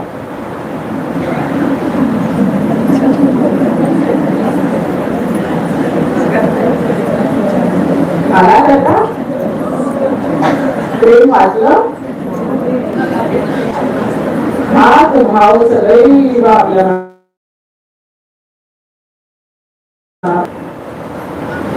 कोणी वर नाही, कोणी खाली नाही. त्याकडे जो गुण आहे त्या गुणाला बघून महाराज त्यांना ते कार्य देतात. त्यामुळे कोणाकडे चांगलं संघटन कार्य करायचं तर गुण असेल तर त्यांच्याकडून संघटन कार्य चांगलं होतं. काही जणांकडे सारखे आहे आणि ही अभेद वृत्ती इकडे अपेक्षित आहे. माऊली म्हणते ऐक्य भावाची अंजुळी ओंजळ करायची आहे. कसली? जीवाचं ऐक्य झालेलं आहे अशी ओंजळ करायची आहे. आणि त्याच्यामध्ये काय करायचं आहे तर सर्वेंद्रिय कुंडळी म्हणजे सगळ्या इंद्रियांच्या उमलणाऱ्या कळ्या. का उमलणाऱ्या? आपली इंद्रिय कान, डोळे, नाक, हात, त्वचा ही जी पंचेंद्रिय आहे ती सदैव बाहेर फिरत असतात. डोळे काहीतरी चांगले शोधत असतात, कान काहीतरी चांगलं ऐकायला थांबलेले असतात, मुखाने काहीतरी चांगलं खायची इच्छा असते, नाकाला सुगंधच हवा असतो आणि त्वचेला चांगला स्पर्शच हवा असतो. पण हे सगळं चांगलं आपण बाहेर शोधत असतो. त्या सगळ्या इंद्रियांना आता आत खेचायचं आहे. डोळे, आपली रचना, आपली त्वचा या सगळ्या इंद्रियांना एकत्र करून त्या ओंजळीत ठेवायचं आहे. आणि त्या कळ्या का म्हटलेला आहे? कारण ते उमललं की बाहेर जातं. म्हणून अजून उमललं नाहीये. कळ्यांचा जे कसा असतो फुलाचा असा असतो. कळ्या अशा झाल्या म्हणजे त्यांची एकाग्रता त्या चरणांची ऐक्य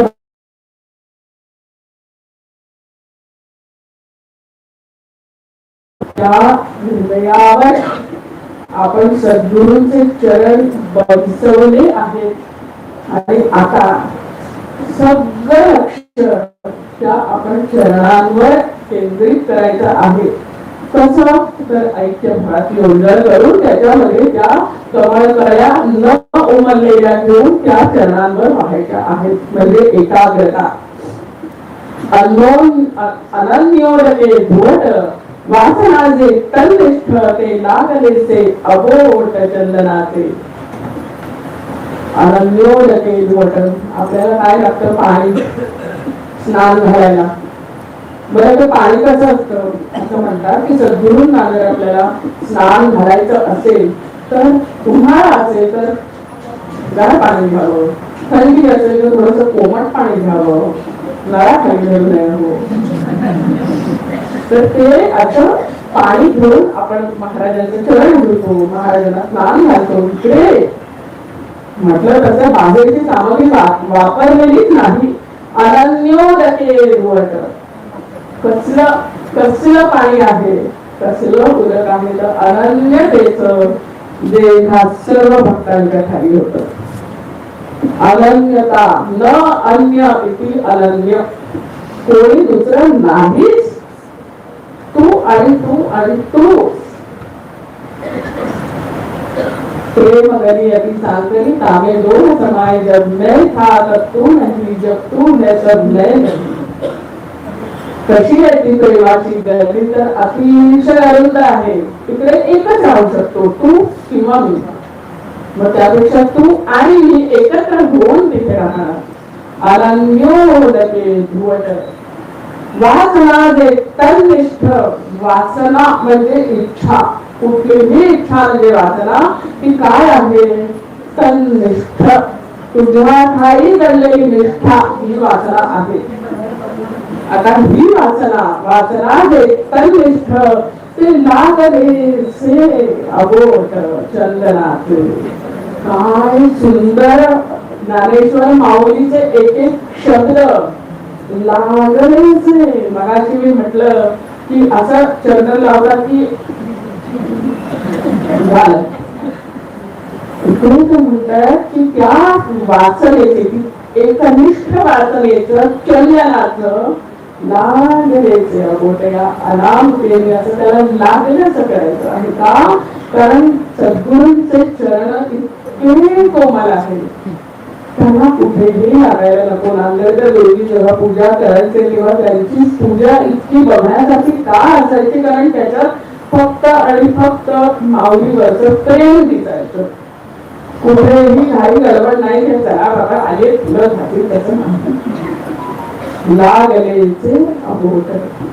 इतकं सुंदर माऊली लिहिते. प्रत्येक शब्द मेघू गरजू हे जे उकार आहेत ते उकार त्यांनी कोमलता आणि तन्निष्ठ ते लागलेले चंदन लावलेलं आहे. आणि आता पुढे काय करत आहे तर प्रेमाचे भांगारे निर्वाणिया लुकुरे लेवहून सुकुमारे पण नाही.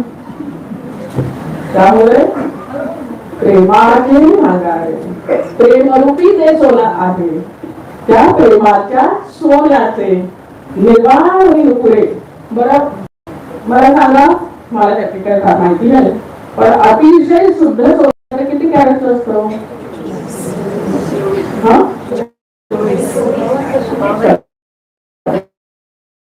त्याला माहिती 100% प्युअर असतं. 100% असतं.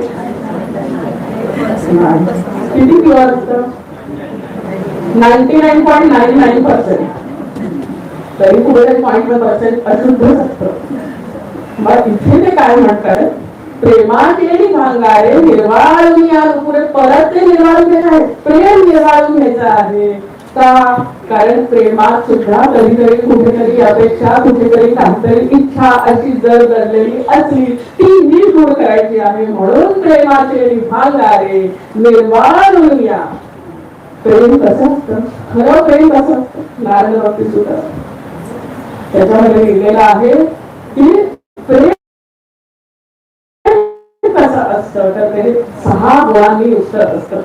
गुणरहितम, कामनारहितम, अविच्छिन्नम, गुणारहितम, कुठल्याही गुणांच्या पलीकडे, सद्गुरूंचे गुण नाही त्याच्या पलीकडे माझं तुझ्यावर प्रेम आहे.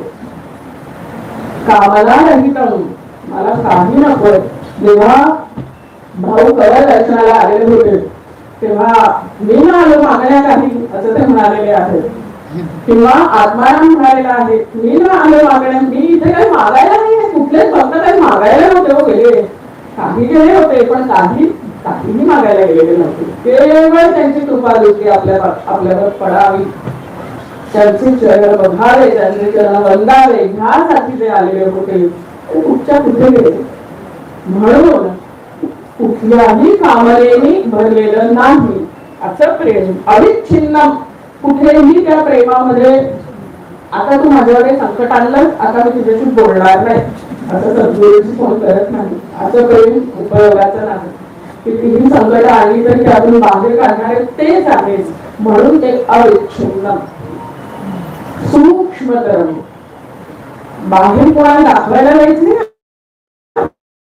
महाराजांना ते जाणतात ते आणि तुम्ही बस. मी महाराजांचं किती करतो ते महाराजांना नाही. मी महाराजांचं काही करूच शकत नाही हो. महाराजच माझे करतात. सगळं माझ्याकडे लक्ष आहे त्यांचं. का? कारण दुर्बळ लेकरावर त्यांची खूप प्रीती असते, त्यांचं खूप लक्ष असतं. मी दुर्बळ लेकरू आहे म्हणून त्यांचं माझ्यावर सगळ्यात जास्त लक्ष आहे आणि ते मला सांभाळत आहेत. मी काही करत नाही. असाच भाव आपल्या मनात असावा, असं हे प्रेम असावं. प्रतिक्षण वर्धमानम. दर उपासनेला आल्यावर प्रेम तुमच्याबद्दल वाढतच जातं. माऊली काय काय करत असता तुम्ही, किती अनुभव ऐकतो आम्ही. कालच एका पुस्तकाचे प्रकाशन झालं करून एकदा महासागर.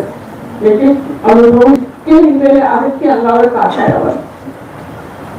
20वा अध्याय गायकवाड महाराज जरी लिहिला आणि पुढून त्यांनी असं म्हटलेलं आहे की प्रत्यक्षातही प्रकार येथे घडती वरच्यावर म्हणून म्हणणे आहे साऱ्या अवघ्यांचे या अध्याया. कारण हा 20वा अध्याय न संपणार आहे. अजूनही तो रचला जात आणि तो कितीही मोठा होणार आहे. त्याला काही मर्यादा नाही, कारण त्यांच्या लीला अजूनही चालूच आहे. असो प्रतीक्षण वर्धमानम. आणि सगळ्यात महत्वाचं म्हणजे प्रेम असतं हे अनुभव स्वरूपम. हा ज्याचा अनुभव त्यानेच घ्यायचा असतो की माझं किती प्रेम आहे हे तुम्ही ओरडून जगाला सांगू शकत नाही. ते तुम्हाला कळतं आणि त्यांना कळतं. असो सोन्याने नुपुरे लेवून सुकुमारे परे ये. आपण नुपुर म्हणजे पैंजण कोण घालतो बायका. मग इथे आपले सद्गुरूंना माऊली असं गृहीत केलेलं आहे. किती माऊली आहे. ऐसी कळवल्याची जाती तरी प्रीती पोटी भार बाहे त्याचे सर्वस्वहीच आहे. माझे तुम्हा शंका उभे. अशी ती माऊली आहे. त्यांनी पोटी भार राहिलेला आहे आपल्या आणि सर्वस्वही चालत आहेत. त्यांच्या पावलांमध्ये हे प्रेमाच्या सोन्याचे नुपूर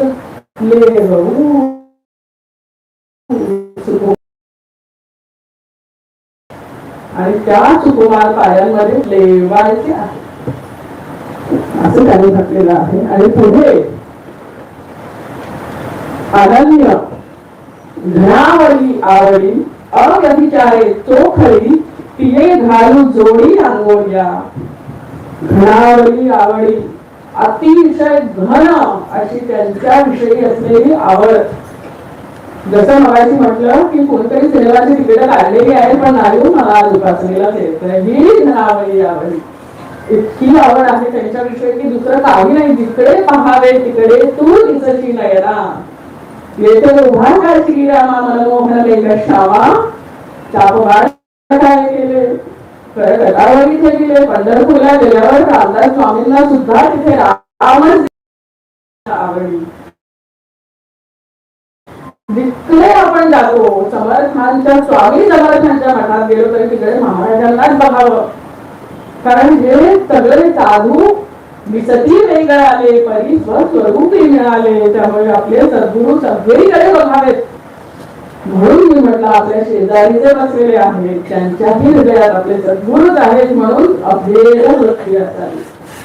कोणी कमी नाही, कोणी जास्ती नाही. तर अशा घन आवडली अव्यभिचारे चोखडी. दुसरं नाही तो काही कसला व्यभिचार, त्यांच्याशिवाय दुसरं काही मिळेल आपल्याला असं वाटेल दुसरीकडे कुठे जावं नाही. अव्यभिचारे चोखडी तिये घालून जोडी आंगोळ्या. त्या बोटांमध्ये ती घन आवडी आणि अव्यभिचारे चोखडी अशी जोडवी देऊया. विचार करा ज्ञानेश्वर माऊली कशी पूजा सांगते. काहीही लौकिकातला पदार्थ नाही. हे सगळं केवळ अंतरंगात आपल्या हृदयात आपल्या सद्गुरूविषयी असलेल्या भावाने हे सगळं करायचं आहे. सगळं झालेलं आहे. जोडी घातलेली आहेत, मुकुट घातलेले आहेत आणि फुल नाही राहिलेलं. फुल तर व्हायला हवं ना. आनंदामोद बहळ सात्विकाचे मुकुळ ते उमलले अट्टदळ ठेवू बरी. त्यांच्या चरणावर काय कुठलं फुल व्हायचं आहे. बाहेरून आलेली फुलं नकोय. कुठलं फुल आहे तर ज्याला आनंदाचा सुगंध येतो. कसा येतो आनंदाचा सुगंध. तो आत असतो. आपल्या शरीराचे कोश आहेत 5 कोश. त्यातला सगळ्यात शेवटचा कोश आहे तो आनंदमय कोश. त्या आनंदमय कोशाच्याही पलीकडे आहे तो परमात्मा. आता तो आनंद ज्याला सुगंध आलेला आहे आनंदाचा, असं हे पुष्प कुठलं आहे तर अष्टसात्विक भावांचं ते पुष्प आहे.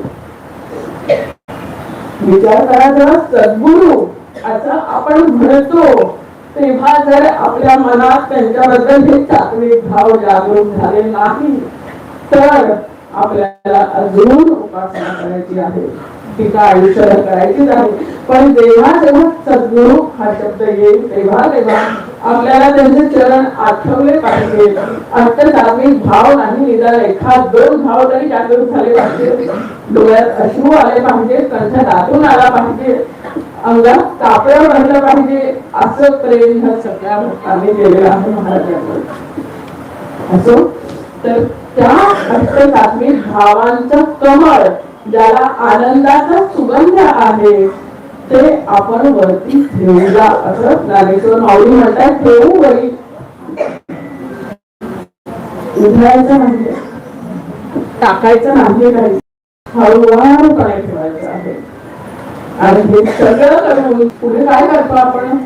चंदन लावलं, फुल वाजलं, पुढे काय करतो उदबत्ती. मग कुठली उदबत्ती. तेथे अहम हा धूप दारू.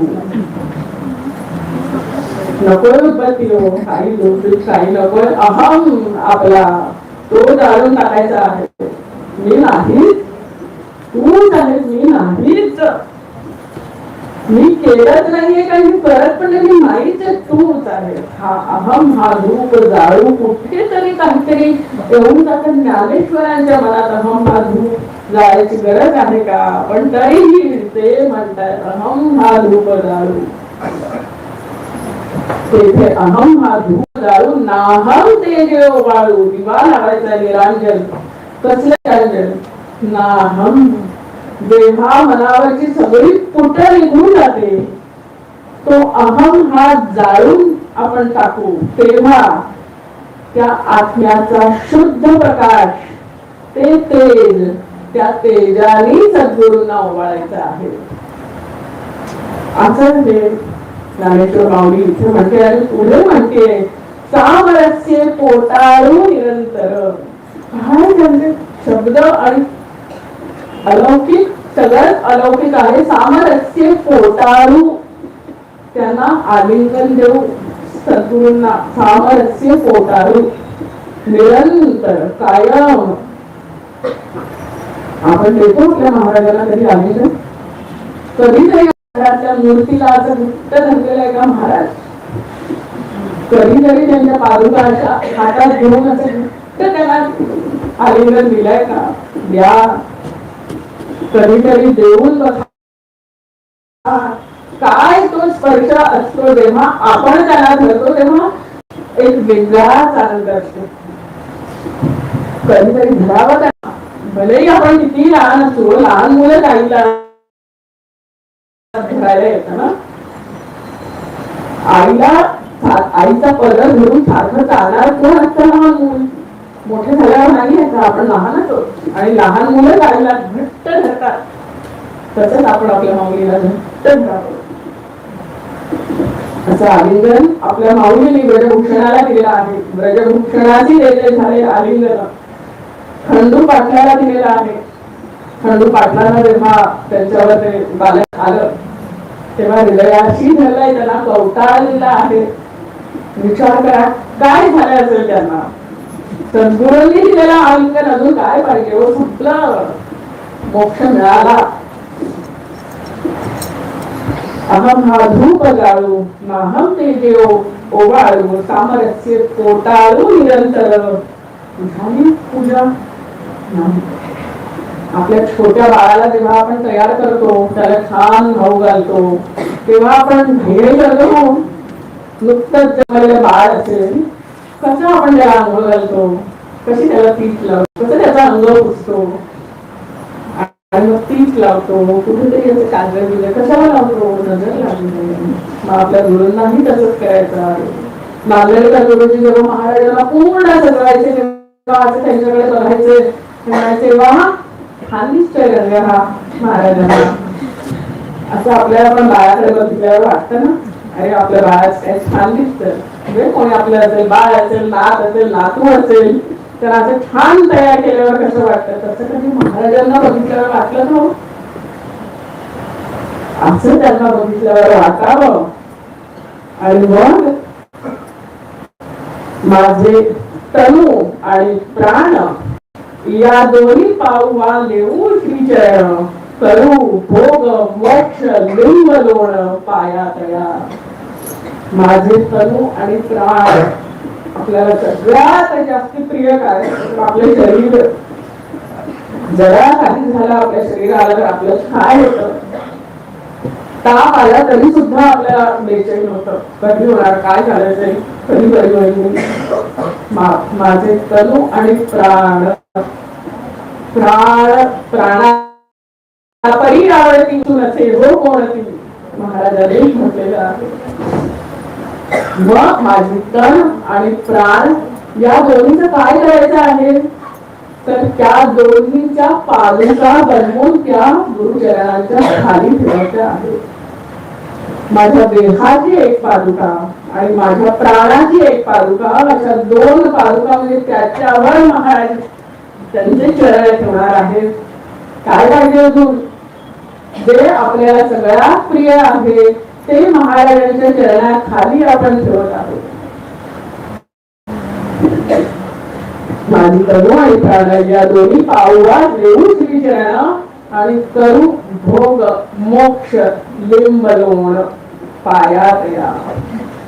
भोगही नको. काय त्या भोगामध्ये कितीही भोग भोगले, आज तुम्ही 100 ड्रेस आणले तरी तेही दुःख देणार आहे. कपाटात ठेवायला जागा नाही. आता नवीन ड्रेस घ्यायचा तो घेऊ कसा, हे कसे काढल्याशिवाय, आता हे कसे काढायचे, चांगले ड्रेस मग ते कसे काढायचे, मग नवीन कसे आण, मग नवीन कपाट घेऊन जातो.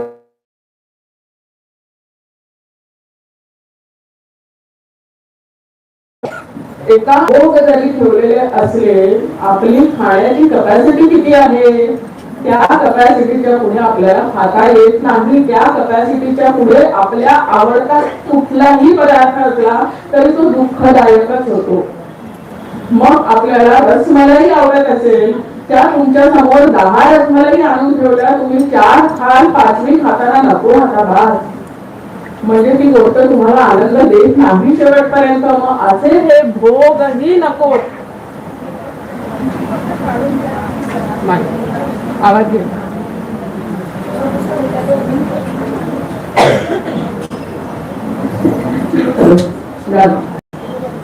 भोग बॅटरी गेली होती.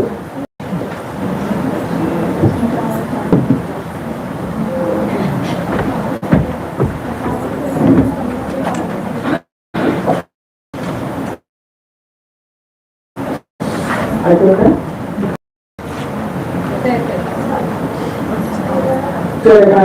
ऐकू का मागे?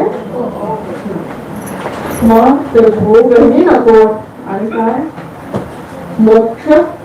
आपण तर अति सामान्य माणसं, आपण मोक्षाच्या गोष्टी करणार म्हणजे तो विषय जाऊ दे. पण जरी ज्ञानेश्वर माऊली सारखे संत सुद्धा म्हणतात की भोगही नको आणि मोक्षही नको. तुका म्हणे स्वर्ग, तुका म्हणे गर्भवासी सुखे घालावे आम्हाची, मोक्ष सुद्धा तुच्छ मानावा असा आहे या सगळ्या संतांसाठी. भोगही नको मोक्षही नको, तर त्याचं काय करायचं तर भोग आणि मोक्ष लिंबलोहण करून टाकून दे. अशी ही ज्ञानेश्वर माऊलींनी आपल्या सद्गुरूच्या चरणांची पूजा बांधलेली आहे. ह्याच्या पुढे काहीही बोलण्यासाठी राहतच नाही, कारण ही अशी पूजा त्या सद्गुरू चरणांची आपल्याकडून झाली तर आपण आणि महाराज यांच्यात फरकच राहिला नाही. आपण एक झालो, याच्या पुढे आता काही कमवायचं राहिलं नाही. मग जर इथपर्यंत जायचं असेल तर काय आहे हे जाणून घ्यावं म्हणून मधुराताईंनी आज हा विषय मला सांगितलेला आहे. मी प्रयत्न केला. फार सुंदर विषय आहे आणि मला खरंच धन्यवाद देते. हा विषय मला दिला आहे. इतकी समर्थ झाले या विषयामध्ये की ह्याच्यावर अजून 2 तास सुद्धा बोलता येईल. त्यामुळे खूप खूप धन्यवाद. आता पुढचं एवढंच सांगते, स्तुती काही न बोलणे, पूजा काही न करणे, संधी काही न तुझ्या खाली. ही गुरुपौर्णिमेची जी सेवा झाली ती महाराजांच्या चरणी अर्पण करते. हीच प्रार्थना करते की कधीतरी अशी पूजा आपल्याकडून व्हावी. कुठेतरी आपण पुढे जावं अध्यात्म मार्गामध्ये आणि त्या सद्गुरू चरणांची आपण इतकं एकरूप व्हावं की त्याच्या पुढे काहीही दिसू नये. जिकडे पाहावे तिकडे तू दिसशी नयना, हेच आपल्या मनात कायम राहावं. कितीही संकट येवो, कितीही चांगले भोग आपल्याला मोबाईलला मिळवत, पण त्यांचा विसर कधीही पडू नये. आणि विसर पडणं तर सोडाच, तर त्यांच्या पासून विलग कधीही होऊ नये. देहानी नव्हे, मनाने चित्ताने कधीच त्यांचं स्मरण नाही असा कुठलाही क्षण आपल्या आयुष्यात येऊ नये अशी मी सर्वांसाठी आपल्या माऊलीकडे प्रार्थना करते. झालेली सेवा महाराजांच्या चरणी अर्पण करते आणि ठाणे उपासना केंद्राच्या सर्व कार्यकारी मंडळाचे आभार मानते. तुम्हा सर्व माझ्या श्रोत्यांना खूप खूप धन्यवाद देते की तुम्ही हे सगळं शांतपणे ऐकून घेतलं, त्याबद्दल खूप खूप धन्यवाद.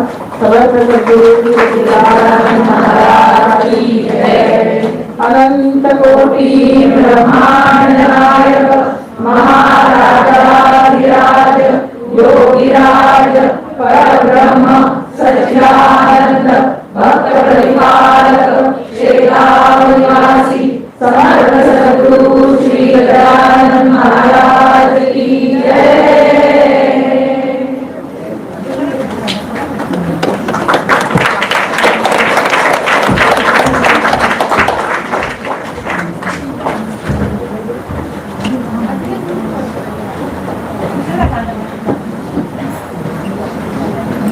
एक जरा ते बंद कर. एक गोष्ट सांगायची म्हणजे आपल्या दासगाव महाराजांनी